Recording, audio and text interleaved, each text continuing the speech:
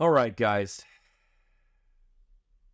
I know. I usually am a little bit more critical when it comes to somebody who is attacked and killed by an animal because oftentimes it is directly a result of something they did. I haven't read into this yet, so I can't really speculate. Maybe my thoughts will change, but just from the headline, it seems like there was a legitimate bear attack that a woman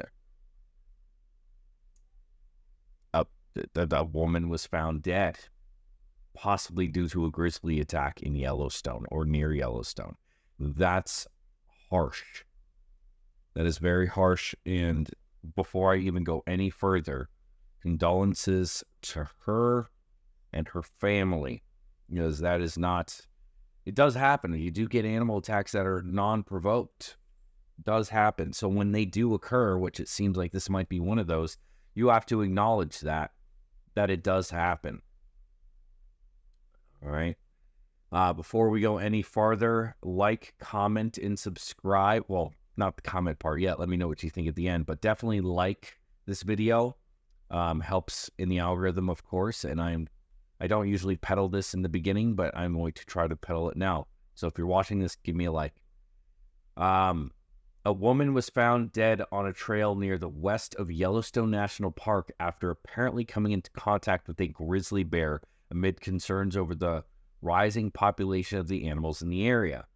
The Montana Department of Fish, Wildlife, and Parks said the woman's body was found on the trail on Saturday in the Montana town that is nestled in the Custer-Gallatin National Forest.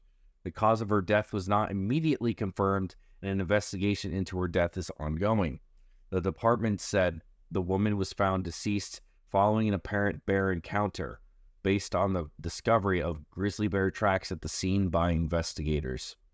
The area where the woman was found was immediately ordered to close by the rangers. The area remains popular among hikers. The attacks come as concerns are being raised about the rising grizzly bear population and increased sightings of animals in the area. Last week, the department issued a news release to warn visitors that staff had confirmed sightings of grizzly bears throughout the state, particularly in areas between the Northern Continental Divide and the Great Yellowstone ecosystems. They ordered hikers and tourists coming for camping or visits to the park to carry bear spray, tend to their garbage, and store their food while outside to keep the animals away. In July of 2021, a grizzly attacked a person at a western Montana campground who died following fatal injuries. In April the same year, a guide was killed by a grizzly bear when he was fishing near Yellowstone National Park border. A grizzly bear was found dead near the area of the Yellowstone Park that lies in Wyoming this year. An investigation was launched by authorities from the U.S. Fish and Wildlife Service and Wyoming Game and Fish Department after the bear was found in May this year. Grizzlies are under federal jurisdiction in Wyoming, and the USFWS said at the time that it could not comment on the state of the investigation amid the concerns of a 500-pound bear was deliberately shot and killed. So wait, it could not comment that a 500-pound bear was shot and killed. Oh, this was in May. So this, okay, gotcha. So that had nothing to do with this case. This was just talking about, one that shot and killed and how you're going to get fined. They're protected. Dead bear. Wow. So, and there's $50,000 fine and up to a year in prison for killing a grizzly without provocation. So, obviously very sad. We don't know anything else about it. Sounds like she was just hiking and the bear got her. This brings up the whole debate on whether of animals being in certain areas. Okay, so Yellowstone is one of the wildest, most natural places in the United States. At least it tries to be. We've changed a lot about it. We've taken out animals. We've reintroduced them. Yellowstone is like a place where experiments happen. The whole wolf thing, obviously. The wolves are another big one. We're like, yeah, they naturally live in certain areas. Like wolves used to live down here in Florida, the red wolf. A little smaller than the gray wolf, but it's still a freaking wolf, bigger than a coyote. And we didn't have coyotes down here in Florida for the longest time until, most of the United States didn't have coyotes until all the wolves were taken away, and then coyotes filled the niche because they're smaller and more agile, and they live differently. They were able to take over that niche. Bears, wolves, other apex predators, when you get them, like panthers, we still have them in Florida. When they're almost wiped out, the numbers are drastically lower. We turn it around in like the 80s and 90s. But, the 90s were the big one, where all of a sudden all these animals start making their way back from the brink.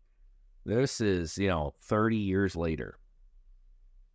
And we finally have gotten to a point where these animals are starting to really make a rebound. It was like, oh, the numbers are good. Now all of a sudden it's like, boom, they're like, oh, we're here. We're spreading back out. We need to find more territory. The territory we're in is too small for us now. And people are like, wait a second. We didn't actually want you going any farther. We just wanted the idea that we did something and kept you around. Now that you guys are actually, doing what you wildly would do, we're starting to remember why we wiped you out. I'm not saying that that's a good thing, but that's what it reminds me of. People are realizing that, these animals sometimes find us on the menu. Alligators, panthers, bears of any type, wolves. Those are the big ones in the United States. Yeah, about that, guys. We don't like that you're moving into places where we live, even though we just keep on expanding into the areas that you live. So, we want you there, but we don't want you there, And then when you guys kill one of our guys, well, guess what? Are going to kill, all of you in the area. Oh, and it's hilarious. It's one of those things where no matter what happens, you're going to have the butting of heads. Something has got to give. We could wipe them all out. We could. Absolutely could. Some might be easier than others, but we can absolutely wipe them all out. Do I think that's what we should do? Absolutely not. But we got to understand that when these animals are here, they pose a threat that, they're a threat to us.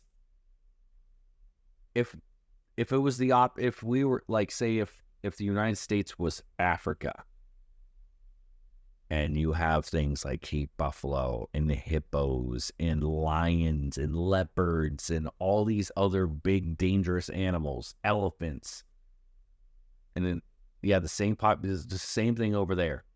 What do you think would happen? You think we would just let, it would just be, we'd be expanding into the Serengeti. We'd be wiping out all these populations, and when they come in and they start attacking us, we're like, oh, gotta kill them. They can't kill us. That animal has a taste for human flesh now. God, it's so stupid. You can't have both ways.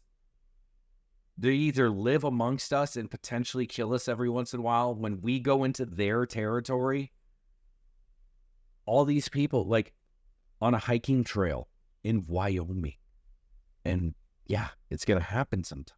It's sad. I don't want people to die from wild animals, but that's the circle of life. And we either get used to it, or we wipe them all out. There's nothing else we can do. What are we going to do? Their populations are going to keep on getting better and doing better because of the way they're protected, which is great. But there's just got to be there's got to be more areas where people just don't go. Hey, this is wild, and you enter there at your own risk. That's what I feel like would be ideal. And don't go any farther than that. Not in 20 years. No, never go farther than that when it comes to human populations. If you want to go in there and see it, that's one thing.